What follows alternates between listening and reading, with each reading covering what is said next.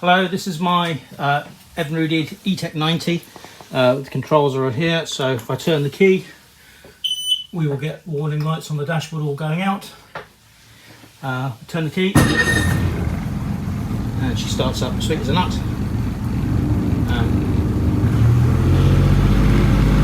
Obviously throttle there.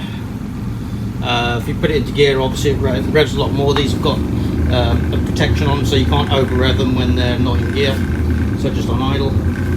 The side cowlings are here, not in bad condition, but there's a few bits where it's been repaired. And good telltale.